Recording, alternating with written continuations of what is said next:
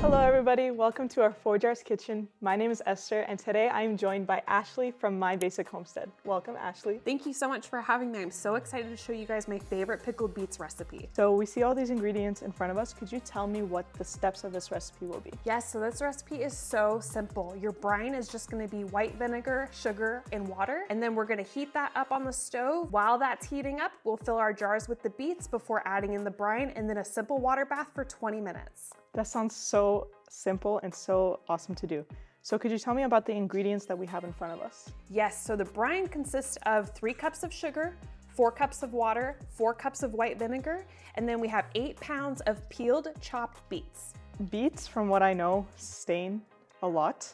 So what do you recommend to not have pink hands? They do, so you're definitely gonna want latex-free food gloves. So let's get those gloves on. So now that we have our latex-free nitrile gloves that are food safe, Yes. what's next? We're gonna put all of our brine ingredients into the pot over on the stove and simmer it for about 20 minutes. Okay, so your first step is to pour all of the brine ingredients into your pan. So let's get started with the water. And this is 4 cups, correct? Correct. All right, water going in. And then we'll do the 4 cups of white vinegar and the 3 cups of sugar. Okay, so now that all of the ingredients are in the bowl, we're gonna bring the heat to medium-high until it boils and then reduce the heat and simmer it for 20 minutes. And then do I stir the entire time while the sugar is melting, or? So you only need to stir it occasionally. Okay, so while our brine is simmering, we're gonna get started stuffing our jars with the beets. Here you go. Thank you. So how full should we be filling the jars with the beets? So you're gonna put them to a 1/2-inch headspace, and I love using my Forjars funnels for this because it has the measurements inside the funnel.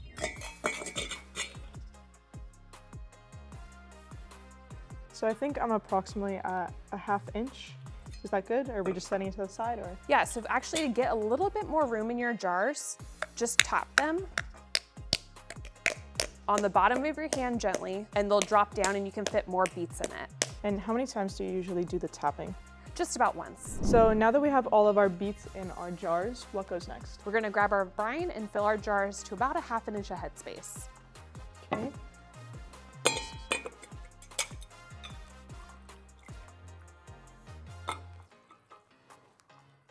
I believe that's 1/2 inch, so now what? So we're gonna take our debubbler and put that along all sides of the jar because that's gonna help the brine fall into any pockets of air that there might be.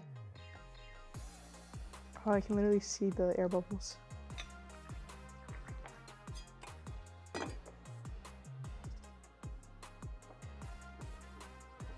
So this one looks like it's just under a 1/2 inch. Do I just top it off to 1/2 inch? Exactly, yes. What happens if proper headspace isn't followed? So proper headspace is important because that's what's gonna help ensure that the jar is sealed correctly. Too little headspace can actually weaken the seal and prevent it from sealing long term. And if you overfill your jars, then you have a higher risk of siphoning too, where the liquid is gonna expel out of the jars because there's not enough room for it to expand. So I noticed that in some of these jars that not all of the beets are covered by the brine. Is that okay, or should we be more vigilant about that? It's okay if they're not completely covered, they'll still absorb a lot of the brine. After you debubble it, if you lose a significant amount of liquid, you wanna add just a little bit more to top it off to that 1/2 inch of headspace. So we filled our jars to a 1/2 inch of headspace. We debubbled.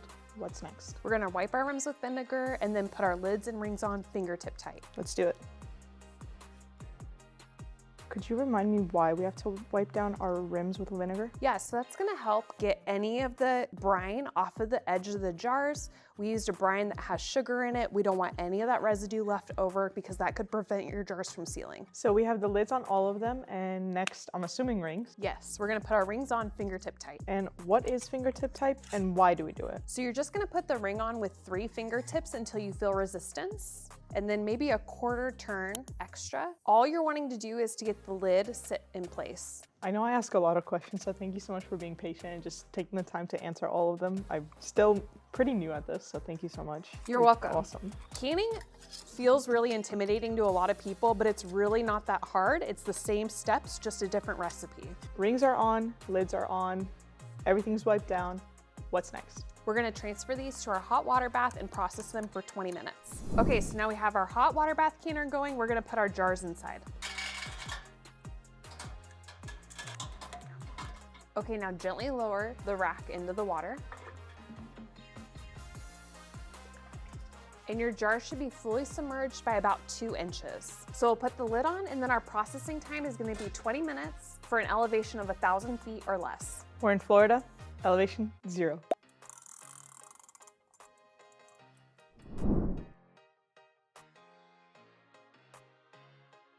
So after these jars have processed for 20 minutes, we did let them sit for 5 minutes in the water bath. What now? We're gonna leave them on the counter undisturbed for 24 hours before removing our rings and checking the seals and storing them in our pantry. And then how soon after we process them would you recommend eating them? I'd recommend about 2 weeks because that's gonna really help the beets absorb the vinegar. I know we were talking earlier about how they taste sort of like pickles. How similar to pickles do they end up tasting? They don't taste that similar to a pickle. It is a pickled beet, but it's a little bit more of a sweet, tangy kind of beet. Well, Ashlie, thank you so much for joining us in our Forjars kitchen. It was a pleasure to have you. Thank you for taking the time to teach me this new skill. It was absolutely wonderful to have you. Thank you so much for having me. It's been a blast. If you'd like to see more canning content by Ashlie, you can visit My Basic Homestead on YouTube, Instagram, TikTok, or Facebook. See you in the next one.